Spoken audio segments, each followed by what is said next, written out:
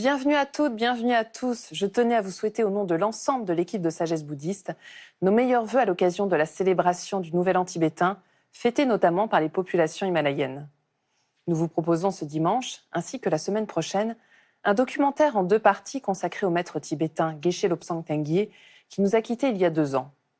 Né au Tibet et après un passage en Inde, celui-ci est arrivé en France il y a une 40aine d'années.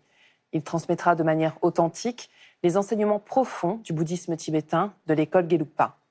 Il résidera notamment au centre bouddhiste tibétain de Vajrayogini, près de Toulouse, et sera également le maître spirituel à la tête d'une communauté de moines internationale au monastère de Nalanda, comme nous allons le voir avec ce très, très beau documentaire d'Anouk Burel.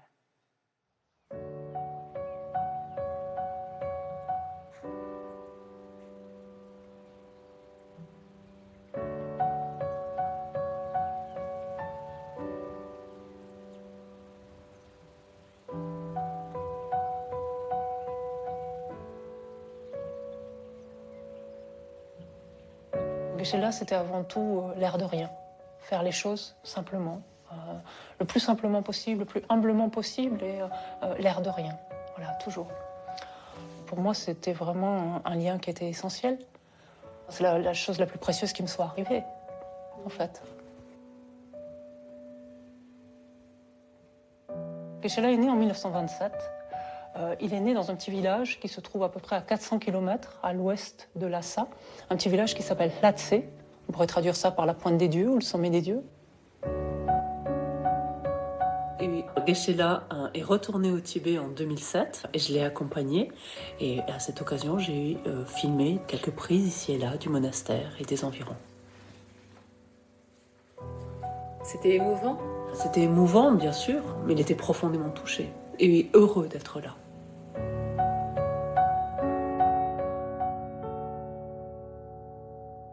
Il était rentré très jeune au monastère. Geshe-la était entré au monastère, il avait 5 ans. C'était la mascotte du monastère. C'était la mascotte du monastère parce que c'était le plus jeune. Et donc forcément, il a gagné l'affection de tout le monde.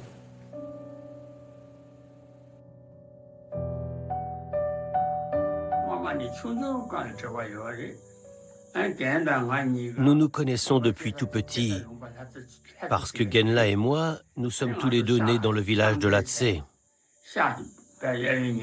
Au monastère, nous vivions l'un et l'autre dans des chambres contiguës quand nous étions enfants. Puis nous nous sommes retrouvés ensemble à étudier au monastère de Sera, à Lhasa. Notre lien est extrêmement pur. Genla avait un caractère très doux, et dans ses études, comme dans tous les actes qu'il a menés dans sa vie, il a toujours fait preuve d'une très grande persévérance, ce qui lui a permis de mener tout cela jusqu'au bout. Il a étudié avec une grande détermination et une très grande constance. Après avoir fui le Tibet, il a poursuivi ses études en Inde et passé son examen de Geshe Larampa qu'il a réussi haut la main, ce que s'accorde à dire absolument tous les gens qui s'y trouvaient. Il n'avait pas l'habitude de se vanter ou de prétendre qu'il savait quoi que ce soit. Il disait « Je ne sais pas, je ne sais pas ». Mais il a passé cet examen de Geshe avec brio, et tout le monde a loué ses qualités.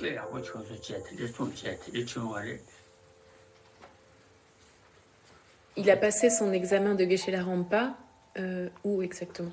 Il a passé son examen de Geshe Larampa à Buxa, donc en Inde. C'est un camp de réfugiés. C'est un camp de réfugiés. C'était dur comme condition. C'était extrêmement difficile. C'était une ancienne prison, des fils barbelés, enfin des conditions très inhospitalières. Et c'est là que Geshe-la avait entendu parler de cas de suicide réellement pour la première fois. La seule chose qu'il a en tête à ce moment-là, c'est fuir ce camp de réfugiés. Et en fait, à ce moment-là, sa santé venait de rentrer d'un voyage en Thaïlande et a estimé que ce serait bon de tisser des liens et donc d'envoyer en fait des moines. Il s'avère que sur les 2 qu'ils ont envoyés à ce moment-là, son nom était retenu.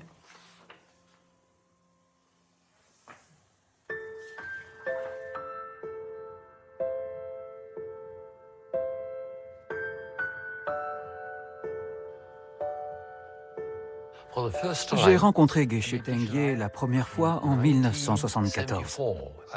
Je suis devenu son disciple à Bangkok. Il n'était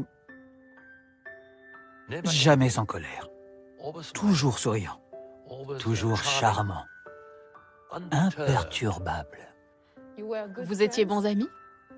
Oui, oui, bien sûr. Nous allions parfois dans le sud de la Thaïlande. Il y avait un centre de retraite dans la jungle. Et nous étions là, dans la jungle. Avec Geshe-la, nous étions très heureux. Et puis la guerre du Vietnam a commencé. Et la situation était de pire en pire.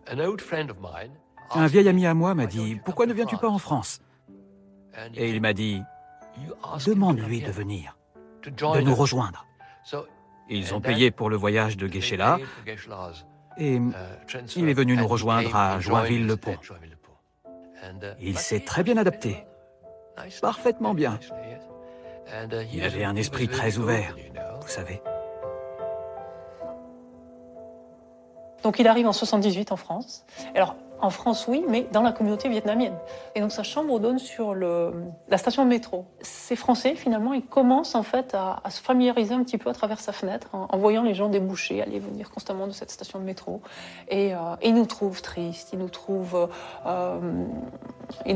là, ils nous trouvent isolés, seuls, en fait, quelque part. Et voilà, profondément, c'est quelque chose qui le marque beaucoup.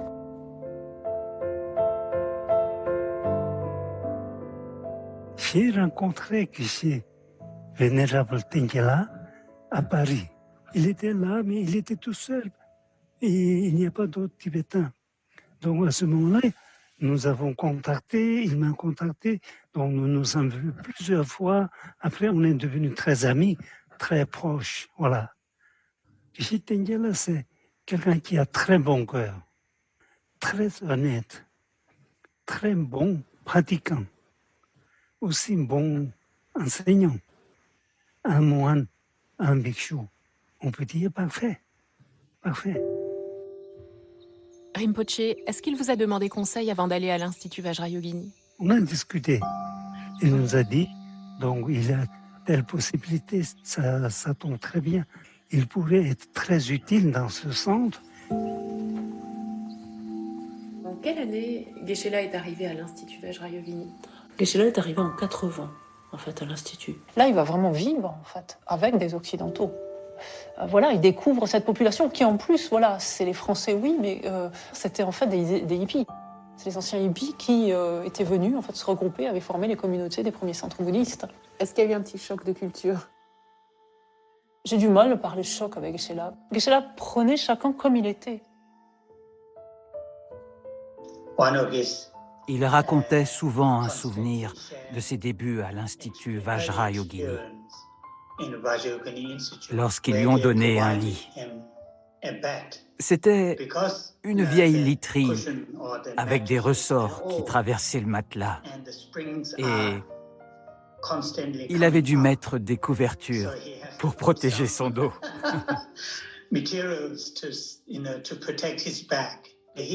Mais il ne se plaignait jamais.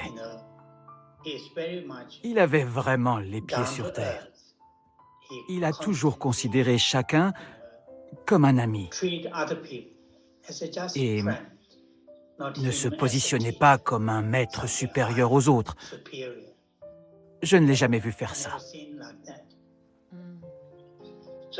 Ce n'est vraiment pas facile d'avoir cette qualité quand vous êtes un moine expérimenté, que vous êtes très instruit, quand vous avez beaucoup de personnes qui vous suivent, beaucoup d'étudiants.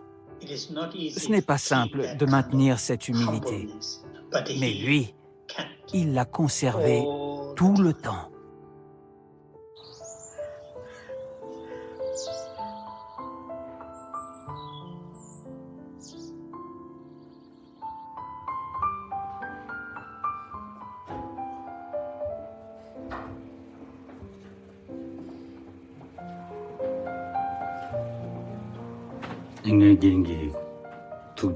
Quand je pense à Geshe-la, je me dis que si ça n'avait pas été lui, si quelqu'un d'autre était venu à sa place, il ne serait pas resté plus de 2, 3 ou 4 ans ici. L'Institut doit beaucoup à Geshe-la, et l'ensemble des étudiants lui doit beaucoup également. Il me parlait souvent de l'importance de l'harmonie dans le centre, de faire en sorte que personne n'agisse de manière égoïste ou intéressée. Il vous a beaucoup aidé au début. Oui, elle m'a beaucoup aidé. Et je pense très souvent à la bonté de Geshe-la. Que je sois dans ma chambre ou en promenade, son souvenir m'envahit.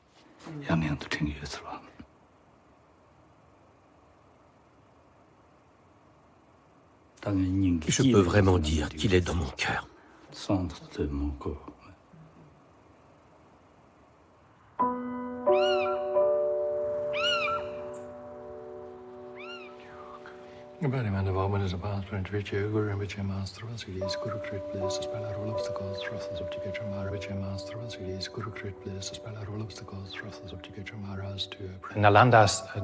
Le monastère de Nalanda a commencé 2 ou 3 ans après l'Institut Vajrayogini.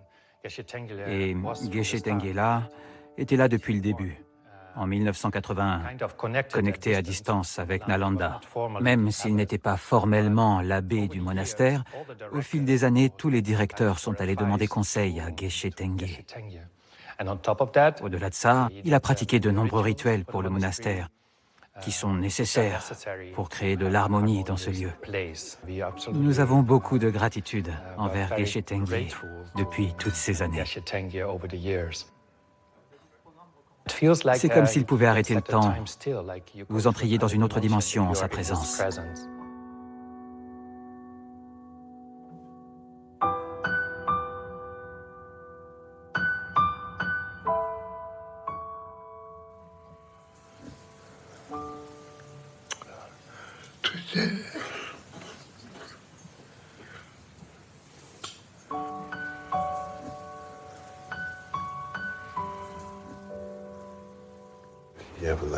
Il a vraiment eu une vie saine,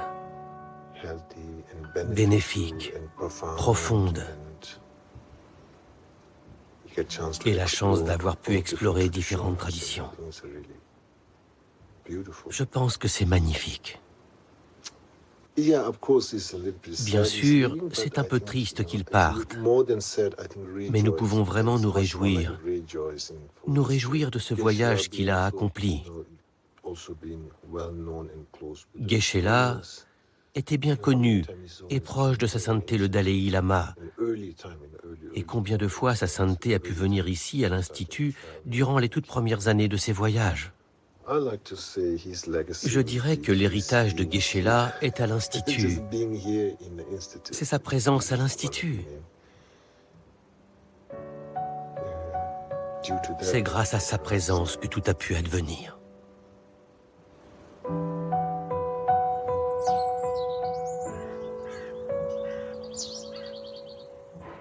Geshe-la était toujours identique à lui-même, du premier instant que je l'ai connu jusqu'au dernier. Et jusqu'au bout, c'était prier pour le bien-être, le bonheur de chacun. C'était la seule et unique chose qui le préoccupait.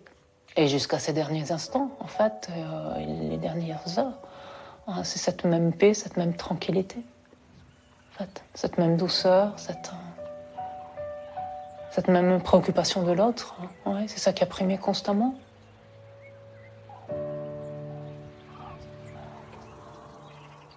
Et c'est avec ces très belles images que nous vous quittons aujourd'hui. Nous retrouvons la suite de ce documentaire la semaine prochaine. C'est la fin de cette émission. Vous pouvez la revoir pendant 1 mois sur France TV. Nous vous souhaitons une très, très belle journée.